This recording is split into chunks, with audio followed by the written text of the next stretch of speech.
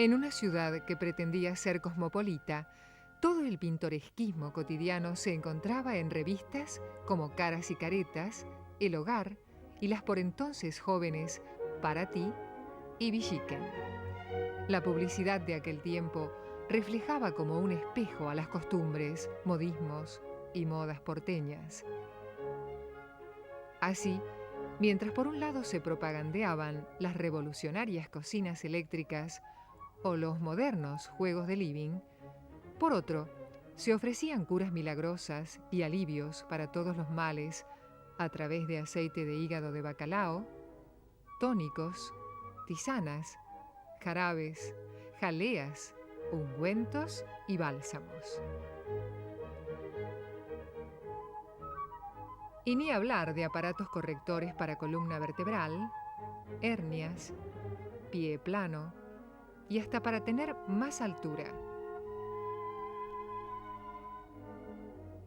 Eran las épocas de la cabeza de Geniol, Glostora, las muñecas de porcelana y las alhajas de oro fino, donde el ferrocarril todavía publicitaba las bondades de sus viajes al interior y los radioteatros mostraban la cara de las figuras que hacían llorar a medio país sin más recurso que su voz.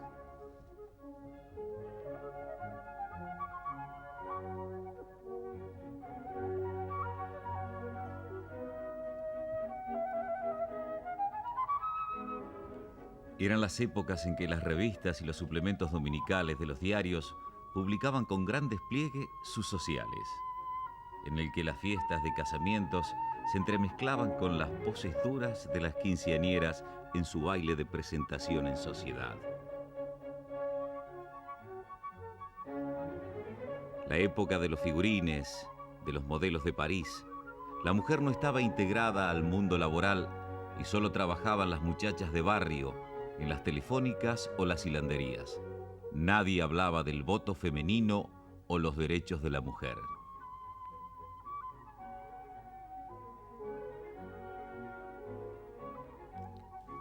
Muchas innovaciones de esa época fueron pasajeras, como los dirigibles, que cesaron en su actividad luego del estallido del Hindenburg en Nueva Jersey, Estados Unidos. Murieron 36 personas en el accidente.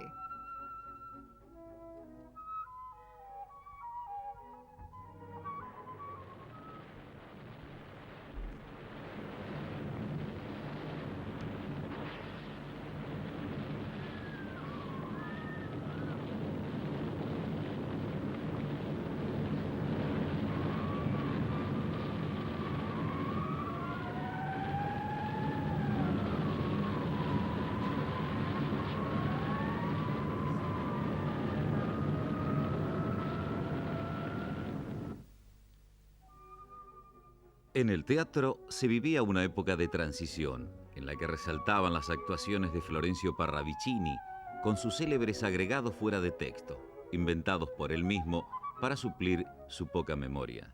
Pedro López Lagar dirigía en el Smart, mientras hacían furor el Tabarís y el Bataclan. El escritor y crítico teatral Edmundo Guibur define así al teatro de esta década.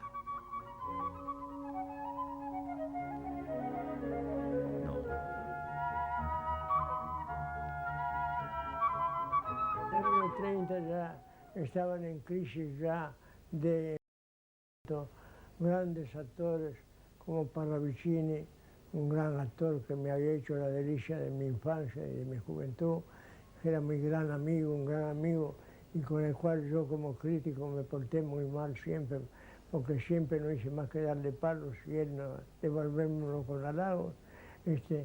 Ya estaban en crisis, entonces estaba transformado el teatro, iba a nuevas estructuras.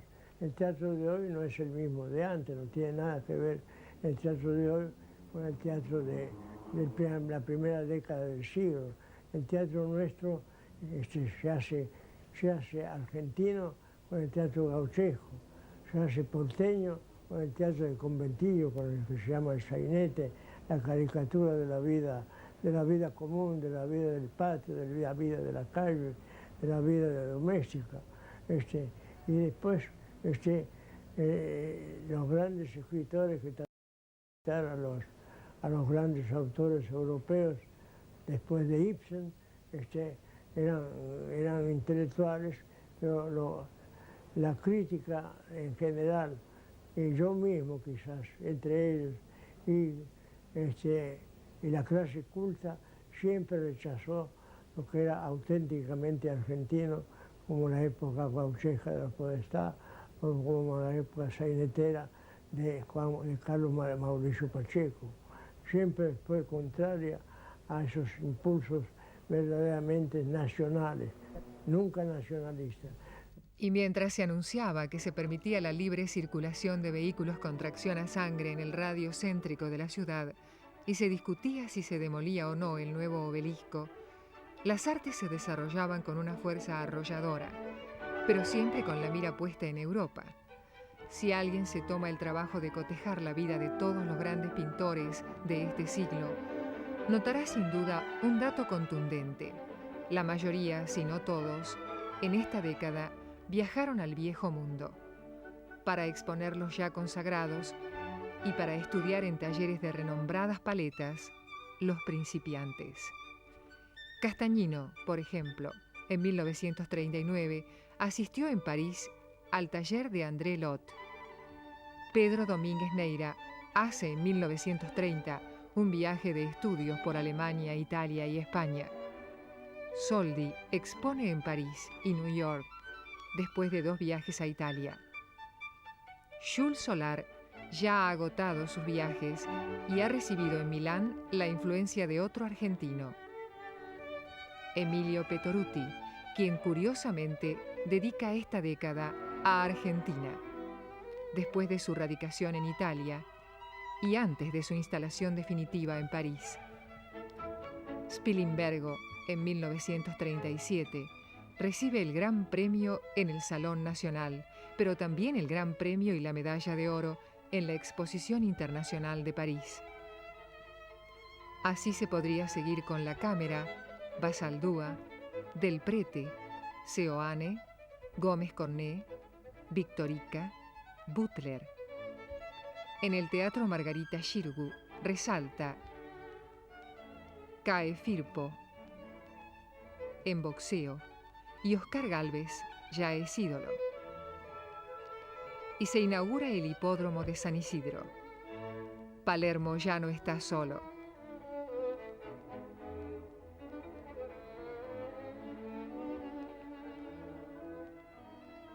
...1930... 10 años... sucesos que marcaron a fuego las circunstancias futuras. Hurgando en ese arcón de los recuerdos, han aflorado algunos recuerdos y no pocos secretos. Encontramos, tal vez, rastros de nuestras actuales tristezas y cotidianas esperanzas. En el mismo aparente desorden con que se nos presentan en nuestra memoria.